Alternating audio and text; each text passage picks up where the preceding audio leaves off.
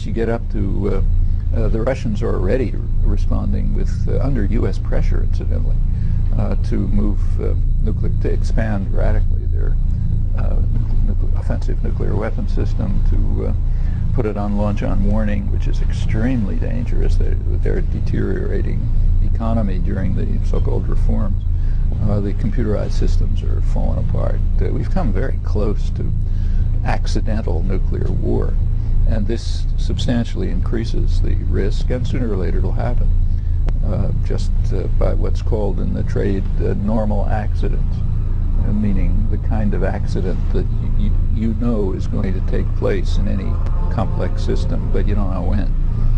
So any complex, say a computer or any, these are way more complex systems, something's going to go wrong, because it always does.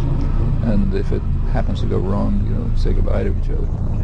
In the environmental impact statement for the Cassini mission, carrying 72 pounds of plutonium, NASA admitted that if there was a launch explosion and there was a release of the plutonium, that the winds would carry it for about a 60-mile radius, all the way from the Space Center out to Orlando on the west, north to Daytona Beach, and south to Vero Beach, Florida. A 60-mile contamination belt, if you will. And NASA said that they would have to go in and remove all the people. Then they would have to go in and remove all the buildings. Then they'd have to go in and remove all the animals. Can you imagine how they would do that? The fish, the birds, the snakes, the alligators. Then they would have to remove all the vegetation and ultimately remove the top half-inch of soil, because everything would be radioactively contaminated for thousands of years. They would have essentially created a nuclear wasteland. A couple of years ago, NASA had a launch accident at the Cape, the Delta rocket. The toxic material from that was in my community within an hour or so, and no one knew what was happening, only that there was breathing problems in the air. When I called emergency management of my local county office, there was no information. That emergency management office had no information about what was on that rocket, whether there was nuclear material released, and there was absolutely no time, there was no warning, no one had any time, and people were getting respiratory problems from this cloud that was hovering over our town. They have absolutely no plans to protect us from any kind of nuclear explosion at the Cape, and I'm very, very concerned for my community. And so that's why this nuclear systems initiative of the Bush administration is so dangerous, because they're now contemplating a dramatic expansion, dramatic escalation of the numbers of launches. It's like playing Russian roulette, putting a bullet in the chamber and pulling the trigger. Eventually, one of them is going to go off.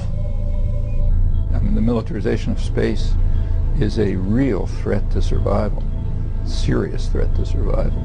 That's why the whole world is strongly against it. I mean, ever since there is a 1967 Outer Space Treaty, which limits the use of space, it tries to limit the use of space to peaceful purposes. And the last few years, it has been understood around the world that the United States is going to violate it. So there have been efforts at the United Nations, at the UN Disarmament Commission, and elsewhere to try to put some teeth in the Outer Space Treaty, make it put enforcement mechanisms which will prevent the militarization of space. And the U.S. has just been blocking them. Well, after Cassini was launched, it went out around Venus and whipped around Venus, and then came hurtling back to Earth. And it was going to do what's called an Earth flyby, use the gravity of Earth to sling it on out into deep space. Originally, they were going to come in at about 125 miles off the surface of the Earth. And the fear was that the Earth's gravity could pull it in. And if there was a misfire of its rockets, which in the laboratory had a 10% failure rate, by the way, it could have then burned up on reentry, spread 72 pounds of plutonium globally. It only takes 1 pound of plutonium to essentially give everybody on the Earth a lethal dose. But anyway, because of our protests prior to the launch, NASA moved it out 250 miles.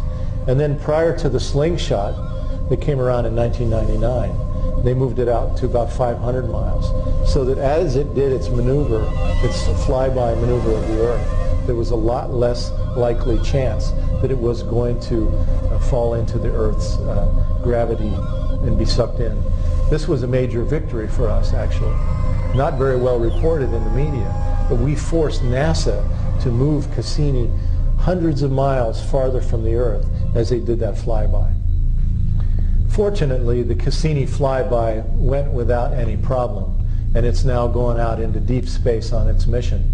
NASA says that they have to use nuclear power on these interplanetary probes because they're going too far from the sun, that solar won't work in deep space, and so therefore they have no other choice but to use nuclear power.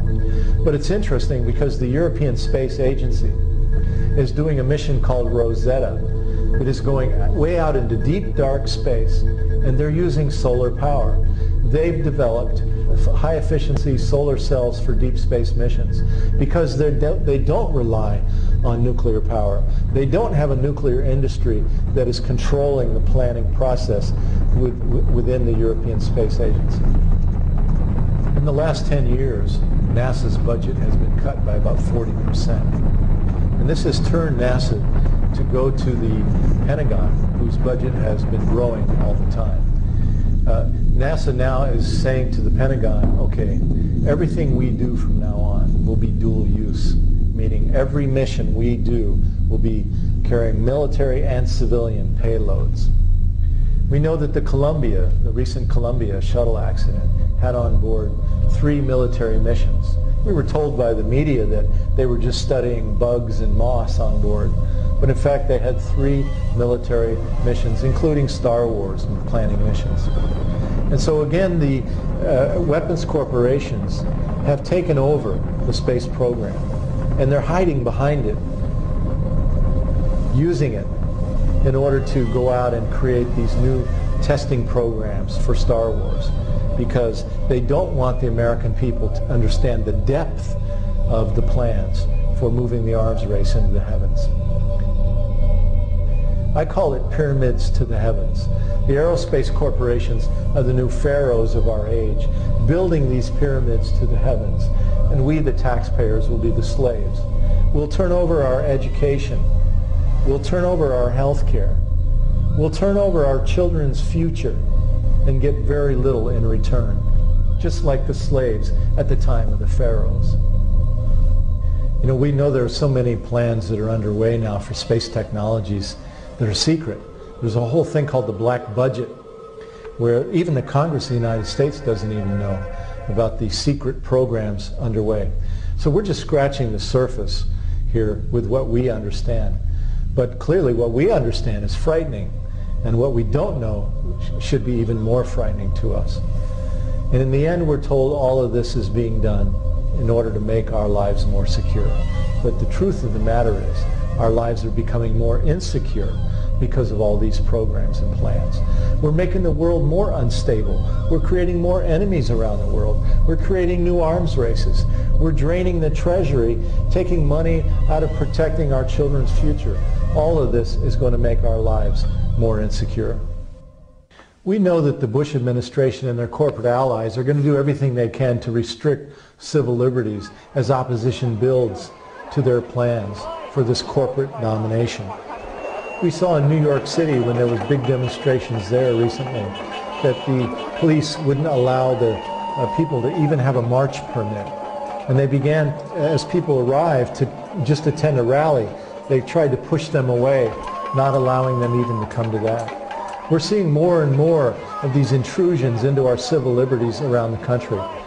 And so I think this is going to be something that we're going to see more of. Well, just as the corporations have taken control of our government, they've also taken control